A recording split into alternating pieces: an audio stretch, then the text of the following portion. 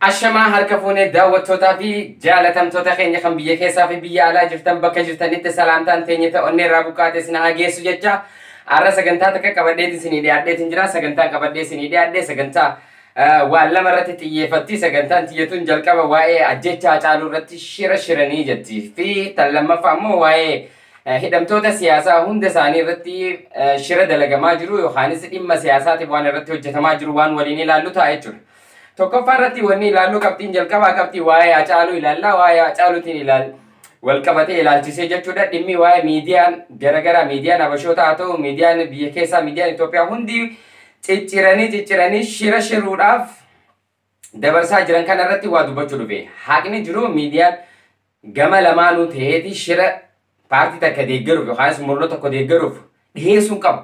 Miidiyaan gisee waan tokko dhiyeessu gama lamaan irraa walabatee dhugaa jiru hawaasaaf fidee hawaasni kijibaa fi soba hawaasaa adda baafate hawaasaatu adda laale. Saniifu dhimma siyaasaatiif dhimma murtii itti kennuudhaaf jedhanii ciranii akka barbaadanitti maqaa nama tokko balleessu maqaa nama murna tokko yookaanis garee tokko balleessuudhaaf dhiyeessan kuni waan hawaasa burjaajessaa waan ta'eef dhimma kana irratti dubbachuudhaan dhufe jechuudha. Jalqaba dhimmi Hacaaluun ajjechaadhaaf sodaachifamee shanirraa jedhamu sun soba akka ta'e viidiyoonis jira ilaalaatiin jira irra deebi'ee saniin isinii dhiyeessuu dhufe. Tokkoffaa irratti maali? Inni yeroo jalqabaatiif OBS jechuudha. OBS irratti Hacaaluun kan dabarse wanni jee maali? Uummanni bosona jiru san Oromoo uummata nagayaa mootummaa deeggartan jee mootummaa deeggartan ja'aniiti warri bosona jiru san uummata nagayaa irratti tarkaanfii fudhatanii uummata nagayaa miidhuu jiranii. Warri mootummaa immoo warra bosona jiru san deeggartan ja'aniiti warra nagayaa kana jechuun namoota nagayaan jiraatu irratti tarkaanfii fudhachuu jiranii. Kana lamaan jidduutti Oromoon yookaanis miskiinni miidhamaa jira jee kana dubbate. Inni kan dubbate kana dhugaan jiru kana garuu isaan irraa muranii waan dabarsan isinii agarsiisa lamaan isaanii iyyuu jechuudha. Garuu dhugaan jiru maali? Kana dubbachuu isaatiif achirraa naqamtee fi Wallagga afran irraa dawwalaniif wanni ja'aniin maali? Biyyaa bahii akkas jechuun maal jechuudha? Siif yaannee namni hin beekamne qaama hin beekamne miidhamuu maltaa ja'aniit malee si sodaachisanii jiran jee gaafatee ture guyyoon. Si sodaachisanii jiran jennaan laa eenyu abbaa isaa na sodaachisa kana sodaachisu qaamaan haaraa dhufu jee dhiirummaa isaa jeenummaa isaa abbaa fedhe akka sodaanne yeroo sanuu ibsatee ture jechuudha. Dubbatee jira. Namni dhiirummaa akkasii qabu abbaa fedheefu dagachiisanii miidhan malee hin jilbifatu jechuudha. Amma bakka kanatti shirri hojjetame akka waan qaamni shanee isa sodaachisaa jiru godhanii dhiyeessan. Qaama shanee maqaan xuyne Hacaaluun as keessatti qaama isaa yaadu tutti bilbilee waan isa jaalataniif waan isaa yaadaniif akkas ja'aniin malee sodaachisni shaneerraa yeroo sanitti itti kennamee jiru jechuudha. Tokko. Jidduu lamaan kanatti dhumaa jira uummanni keenya uummata keenyaan fixiina gaafan jedhe. Mootummaan ijoollee bosona jirtu kana deeggartu jedheet isaan fixa. Warri bosona jiran immoo mootummaa kana deeggartu jedheetu isaan rukutaa. Jidduu lamaan kanatti uummata keenya du'aa jira. Maaliif du'a jennaan? Bariitu isaa Wallagga dambi qeellam Wallagga arfa Wallagga irraa natti bilbilanii yoo dandeesse biyyaa ba'i maaloo nama si jeesuun beektu naan jedhani. Si dhabuun barbaannu Hacaaluu ba'i biyya gadhiisiiti. Eenyu qaamni si jeesuun dhaadata? Maal natti dhaadata namni natti dhaadachuu hin danda'u. Dhaadachuun immoo maal barbaachisa qaamni natti najjeesuu barbaadu dhufuudhuma. Garuu uummatan siin jedha uummata Wallagga irraa bilbilee uummatichi waan ati haasofte dhugaadha. Jidduu lamaatti dhumne. Garuu ati of kaluun dandeessu rukutamta qaama si rukutuun beektu. Duullee karaa kun maal godhu jira? Oromoo waliin cabsu Oromoo irra duulsisu. Ankam takka Oromoon walajjeesti. Mee kuni mee bu'aan siyaasaa bilisiginnaan yookaanis biyya bulchaa jirtu kuni kanarraa harkattu maal? Oromoo maqaa nafxanyaa qulqulleessuuf Oromoo irratti kakaasuuma Wallagga Harargee Wallagga diina godhachuu kutaan biraa Wallagga diina godhachuu maaliif Wallagga qaama abaa'ooti keessa jira nama ajjeefti. Qaama abaa'ooti achi keessa socho'aa yoo waa'ee abaa'oo maqaatu itti ajjeefti. Nama biraa namni biraa Finfinnee keessaa dubbatee yookaan waan fedhe dubbatee katakkaa abaa'oon achi dheeyitee Finfinnee dheeyitee ajjeestu harkitanii ni beeytanii. Qaamni biyya bulchuu eessa jira yeroo tan. hanga isaan magaalaa dhufanii magaalatti ajjeesan qaamni biyya bulchuu maal eegaa jira nageenya eegduun biyyaa eessa jirti lammaffaa yoo OMN waan akkasii hojjetu taate OMN maal harkata bu'aa kanarraa Acaaluun guyyoo waaree Acaaluu wajji wal mareetee waan san irraa murii hambisii hanga san jee waan hawaasa wali buusaa waan hin feeneef waan san inni akkas janaane irraa muree hambise maaliif wali bu'iinsa hawaasaa waan hin barbaadiniif sa'aan isaa hiyyamamtee akka inni dubbateetti 35 inni garuu 47 dabarsee kana jechuun mee isaan sana shaneen wallagga jirtu sanii akkamitti waan irraa muramee guyyoo biratti hafe kana shubbaaraan dhufanii moolaa cabsanii akkamitti dhufanii harkachuu danda'an sagalee acha keessatti hafte san bifa kamiin dhufanii harkachuu danda'an waan nama gadi hin seenne immoo guyyoo waariyootu Acaaluu ajjeesuu fedhee jechuudha fuudhee waan irraa muree san abaa'oo gaara geessee yookaan wallagga geessee kanneefi moo OMNitu jala fuudhee abaa'oodhaan hoodhaa Acaaluun akkanas jeesin dubbatee jira Acaaluu ajjeesa jeeni qaama biyyaatu tuqee jira naftanyaa tuqee jira diinni Acaaluu sadii yookaan lama tokko naftanyaan kaleessa diina Oromooti arras diina Oromooti borullee diina Oromooti je inni Oromoodhaa san keessa waan jiruuf naftanyaan diina kiyya jechuun jira taakka TPLF kaleessa Oromoo miitee miidhaa Oromoo irra geessite nama dhokatee haa malee waan hin beekneef TPLF hin deeggaru waan hin deeggarre TPLFs ta'uu danda'a garuu OMN diina Acaaluuti miti OMN Acaaluu miidha jaanii Acaaluu miidhuudhaaf tarkaanfii akkasii irra fudhachuudhaaf ifiimaa irratti hin fudhatin amma giseen ifi qorannaa keessatti qawwee seeraan alaa mana Jawaar keessatti fi mana Obbo Buqqalaa keessatti abbaa 10 harkannee shuguxii 9 fi reediyoo wal qunnamtii 9 harkannee jechuu jiranii amma giseen mana murtii dhiyeessan akkas jechaa jiranii bara mee maal itti godhu kuni bar filmii TPLF dalagaa turte dur nama tokko gisee qaban isa duubaa deemaniiti meeshaa mana san kaayanii mana san keessatti harkamee tan galmeessin kan seera alaa mana san keessatti harkamee kun bara filmii keessanii duruu numa beena akkas ta'u saniifuu namni fedhe haa fudhatu ani hin fudhadhu nagadi hin seenne dubbiin OMNitu Acaaluu ajjeesu fedheeti abaa'oodhaa gaara geesseeti yookaanis abaa'oof odeeffannoo kana kanneen abaa'oon dhuftee sodaachiste ajjeefte inoo ama adeena isaa beekee akka jettetti VOA irratti dubbatte namni Acaaluu ajjeesuudhaaf itti bitame san Acaaluu iyyuu hin beeku eesh mee tafakkura gara mee gallaalame akkamitti nama beekamaa taawaqii beekamaa jechuun artistii Oromoo Acaaluu Hundeessaa beekamaa Amaaraa fi Oromoo jidduutti addunyaan beetu kana namni ajjeesuu deemu sun osoo hin beekne akkamitti dhaqee ajjeesa akkamitti nama hin beekne tokko deemtee ajjeesta kunis waan nama fudhachiisaati miti diraamaa biraa yaala ammas diraamaan keessan gisee hundumaa fashalaa ammas namni kuni miseensa Baaldarabaa Iskandar Naggaati jechaa jira malee miseensa ABO'ti miti miseensa ABO ta'e ammas sadaffaa irratti diraamaa isaan fiddanii footoo bosonaa ta'uu boo jirtu san isa ta'u akkamitti beektan sagalee bara jechuun sagalee waraabdanii kaayuu ni dandeessanii akkamitti aman sagalee Acaaluun deebiseef ni jirti yoo jiraatte sanas kannu sagalee wanni Acaaluun jee yoo jiraatte sagalee ani qaama shaneerraa insitti bilbilee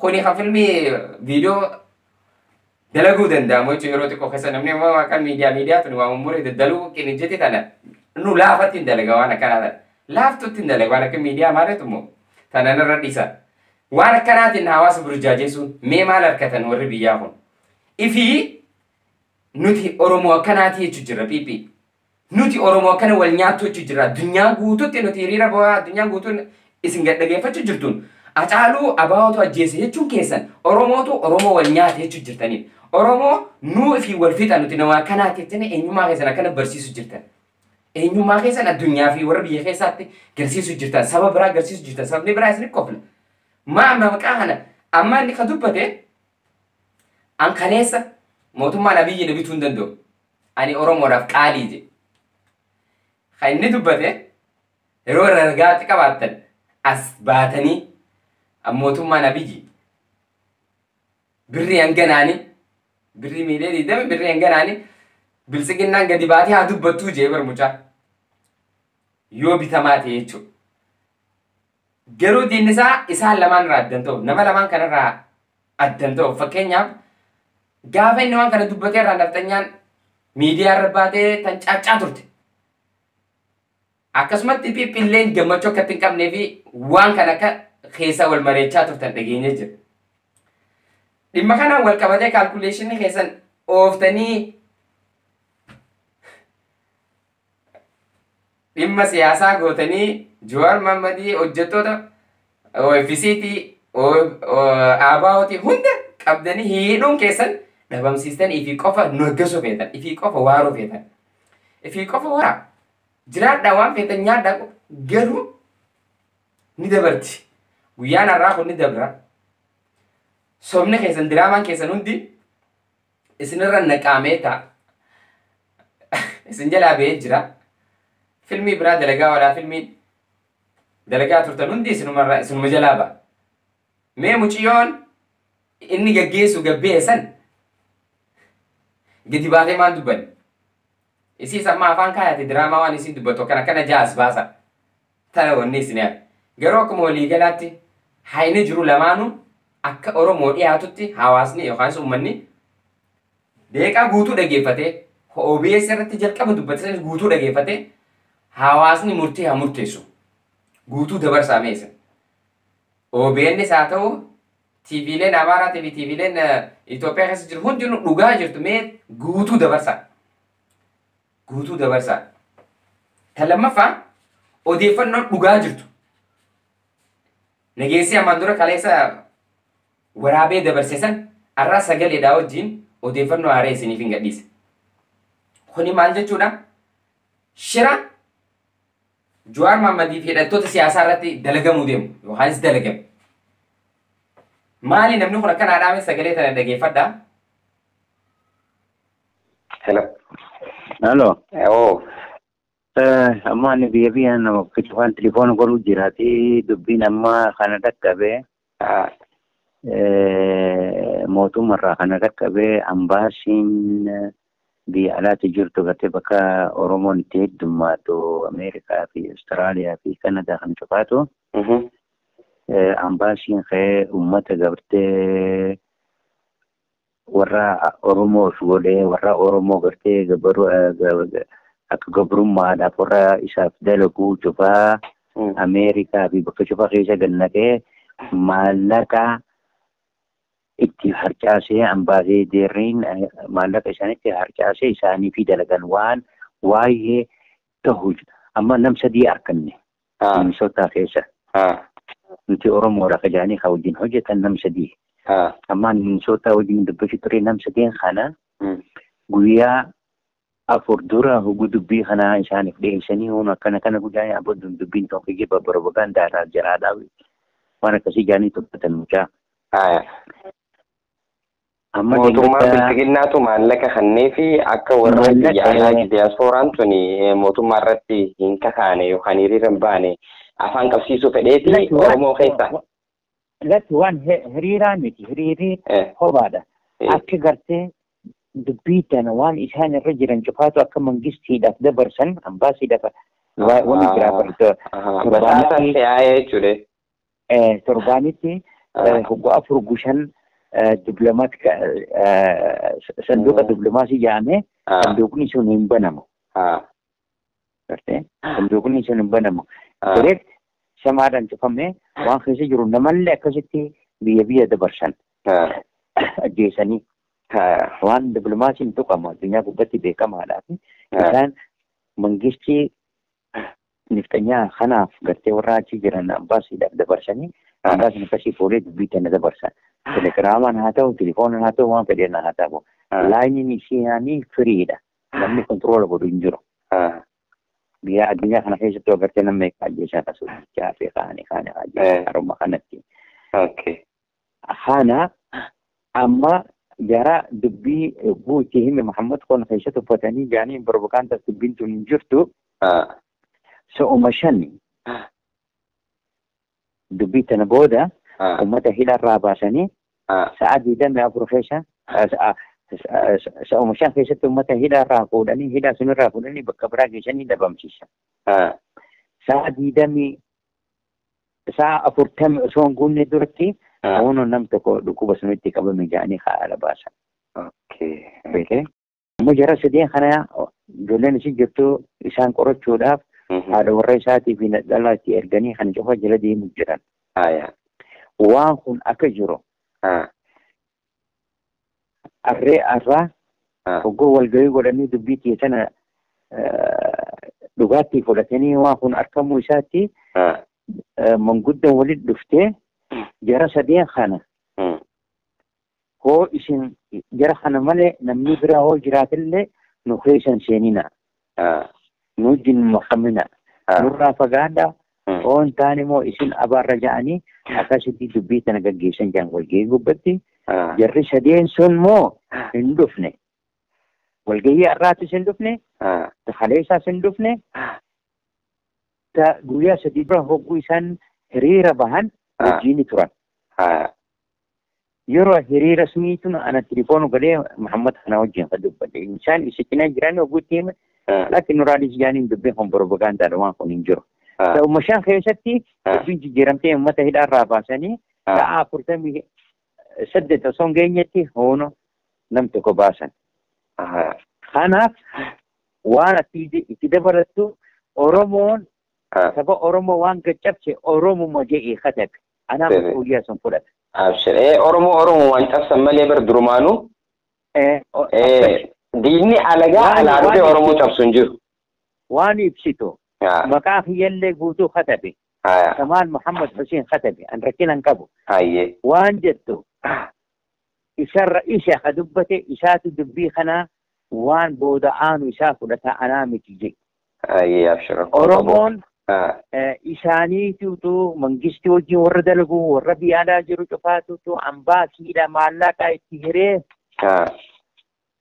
waan cufaa kanneefi dubbiin Oromoon dubbattu ummata walda'ee keessa ka jiranii fi gartee manguddummoota warra gartee saba isaa fi foon isaa ka gurguruututu nu keessa hedduu jiraati waan kana akka kanneen jirraatti yaa saba Oromoo warra isin biyya keessan jirtan keessatti nuti warra ala jirru giggoo fi gartee na'anata rabbiin isaanitti haa buusu ummata kanaan nu keessa jiraati dubbiin sa'aa shan keessatti jijjiirama guddaa fiddee jirti namni kun ka dubbate Minisootaatti sa'aa shan booda ummata hidhaarraa baasanii karaa biraa geessanii sa'a 48 osoo hin guutamnetti hoonu tokko dhukkuba sun qabatee qabsiisanii ja'amee hoona mana wallaansa kan naqanii je'iiti katabe.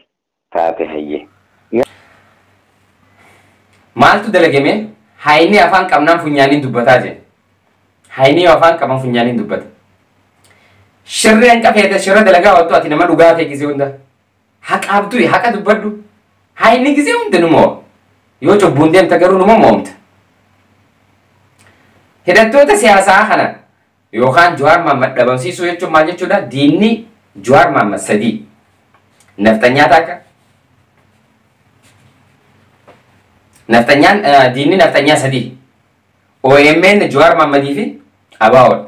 Jarri sadeen kun diina naftanyaan. Jarri sadeen kana fadhan dhabamsiisuu fadhan. Saniifuu ammas sistema diraamaa dalagame kana fayyadamanii maal godhu deemanii dhabamsiisu diina isaanii sanboota neggesanii taanka gimbaaruun bara hojii jeneraalli as bahee nama ulee qaba harka qullaa deemu giri jeneraalli isaanii gabbee gorsaa muummee ministeera gabbee addara dha'a nama ulee qabu haa hubatu dha'a ajjeesa Itoophiyaa kana namni diradiramuun jiru jechuun ammaan booda waa'ee Itoophiyaa irratti dirdiriin hin jirtu Itoophiyaa tanaaf ni duunaadha Itoophiyaa dhufnaan Oromoo wanni barbaadu. Oromiyaa walaboomtee Itoophiyaa jalatti jiraattu moo? Oromiyaa cunqurfamtee Itoophiyaa keessa jiraattu. Lamaan irraa murtii Oromoo isiniif hin dhiisa. Murtiin teessan waan murteeffattan lamaaniifuu. Silaa 39 nu kanneen nuufi Somaalee fi Dabuu bakka irraa gaccinne wayyaa. Walitti dhiibnee ganda gubbaasan. Hanga keenya fudhannee silaa gabbaanii wayya. Hoyyaada hiyyaadu dhuunfaati. Tan biraa dhaamsi nan qabu dhumarratti nama odeeffannoo kana naaf kenne sedduun galateeffadhaa ammallee odeeffannoon biraa gara keessaatiin yerootti yeroo naa dhuftetti kan inni isin biraan ga'u ta'a odeeffannoon hanga ammaa na qaqqabde tuni bal'inaan yoo isin fayyadde jechuudhaafin qabadhee isinii dhiyaadhe dhumarratti amma sanii dhaamsa kiyya ilmaan Oromoo wanni isinii dhaamuu fedhu qabsoon ilmaan Oromoo tuni Jawaar qabamee hidhamu Jawaar du'ee Jawaar biraati ana arkitanii mi tamam waaritu asbee dhiira qixxee dhiira kumaati asbee Oromoon hayyuu kumaata waan qabdi asin babaani malee miidiyaa irratti beekumsaa fi hayyummaa Oromoon qabdu alagaa irraa rifata saniif waan oliin babaaneef malee Oromoon baay'ee qabdi hedduu qabdi Oromoon abiyyi kaleessa ajjeecha uummata Oromoo namoota 350 du'e kana amma tokko saayamni xiyya tokko hapiipii deeggaru OMN fi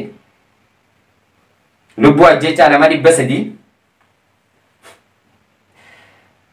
lubbuu ajjeechaa nama 300 Jawaar Mahaammadiif OMN isaan hundatti gaafatamaa waluma qabeeti irra kaaya jechuudha. Akki kun garuu gaariidha. Mee dhugaa jiru maaliif hin xiinxallee dhugaa jiru maal ilaallame yoo barate ideoloojii PP fudhatte bakka ideoloojii san keessaa jirta san malee wanti biraa hundi sobasitti. Ideoloojii yoo fudhatte akkas hunda keessaa bahi firii ta'e jiraadhu mee naachuraal ta'e makka kiyyaa hanan naachuraal ta'e waan jiru haqa jiru dubbadhu as bahi haqa jiru irraan dabin bakka cunqurfameetti sagalee nama cunqurfamee san ta'e dubbadhu sagalee nama miidhamaa san ta'e dubbadhu Oromoon waan waliin dhabde malee waan walirra duultu hin qabdu. Waan waliin dhabde irratti waliif duulti. Saniifuu walirra duuluu wal hanqisuuf wal cabsuuf barreessuu hin qabnu Facebook irrattis ta'ee odeeffannoo garaagaraa barreessuu hin qabnu. Gamanumaa Muktaar Khadiir dheengadda yookaanis gaafa aangoo ofii qabu san as baheefi waraana nurra galateeffate booddeensaa maal taate? Sanirraa osoo barumsaan fudhatiin Abiyyis as beeduma waraanuma ilmaan Oromoo ajjeesaa as ga'e kana yookaanis ajjeese kana galateeffate. Mee lubbuu nama tokkoo Jawaar yakkanii hiisisan kana lubbuu nama 350 kana eenyutti gaafatama? Eenyu yakkama? Isaan yakkanii fi seerri biyyattii yeroo hunda qaama biyya bulchuuf dhaabbata. Qaama miidhamaa, qaama paartii siyaasaa biyya keessa jiraatu tanaaf hin dhaabbatu. Yoo miidhamaa ta'ee kan dubbatu ta'e manni murtii qaama lamaan irraa walaba ta'eeti murteessuu qaba. Gisee hunda kan laallaa turre hangaarraa itti agarre qaama biyya bulchuu kanaatu paartiilee biyya keessaa qabeeyyiidha. Isaan yoo himatan ragaa itti guurratanillee qaama biyya bulchuu kana dhagee malee seerri biyyattii qaama miidhamaa san hin dhaga'u.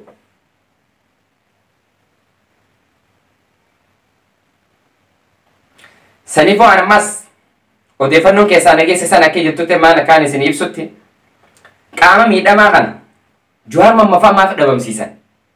Shirri akka reefu oodiyoo isin dhageessetti sagalee san isin dhageessetti deemuu kan maali? Jawaar Mahammad dhabamsiisuu yookaan ajjeesuu fedhan. Jawaar du'us bifa koronaa sababeeffatanii ajjeesuu, bifa dhukkuba garaagaraa afaan marfeen waan adda addaa godhanii ajjeesuu. Bifa akka Mamadou Mallasii Alamaayyoo Toomsaatti du'e sansaniin mana hidhaa keessa nyaata keessa waa godhaniif ajjeesuu osoo hin ta'in du'a dhiiraa du'a gootaa akka du'utti qawween ajjeesaa as baasa. Hidhamtoota siyaasaa hundaafuu sagalee taanee wanni dubbannuuf qaama miidhamaadha jirre. Maaliif isaan Oromoodhaaf sagalee taanii qabsaa'aa turan dubbachaa turan? Nama bara qaamni kaafaa'oo booyee ilmaan Oromoo warri qaama waraanaa taatan obboleeyyan keessan irratti dhukaasinaa rabbii ijaa rabbi sodaadhaan dhukaasinaa jee. Mee akkamitti obboleessa kee irratti ol deebitee dhukaasta? Alamu shimee kaleen ol ga'ee taa'e osoo obboleettii tee taate obboleessa kee taate osoo haadha abbaa kee taate baasii as kanni siif ajjeesnaa dhaabata. Siif ajjeesnaa baasii as kanni gowwaa akkamiitu haadhaa fi abbaa kee baasee si acha kanneen naaf ajjeesisiin jaa. Garaa bitame akka keetii tanu. Ati amma fakkeenya alamu shimee Jawaar diina waan isin lamaan jidduu jiru gatteessanii sammuudhaan wal amansiisu. Eha zamanni hagatta'anii yaada haaraan hin jenne yaada haaree yaada caalmaa qabu hin jenne akkasumaan deemu ajjecha maa Oromoo irraa dhaabsisuu dadhabde PP'n biyya bulchitu. Haa ajjeefteen dubbattu maaliif hin dubbanne? Namni yoo hiriira bee harka qullaa bee kana maaf ajjeesti? Ajjeesu maaltu fide?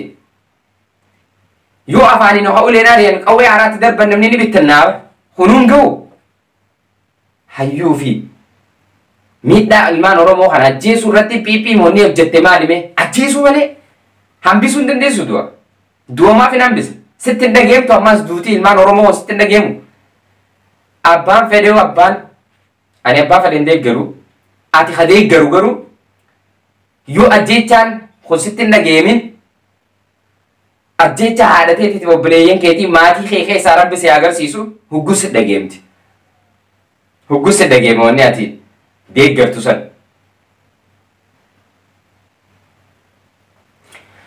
Saniifuu ani dhumarratti dhaamsi kiyya obboleeyyan kiyya warra wareegameef rabbi jannatul firdoos isiniif haa kennu. Qaaman maatii ilmaan irraa wareegamanii fi obboleeyyanii fi maatii fi aalii fi aantii keessan hunda keessanuu jajjabinaan isinii hawwa. Sabri rabbi isiniif haa kennu.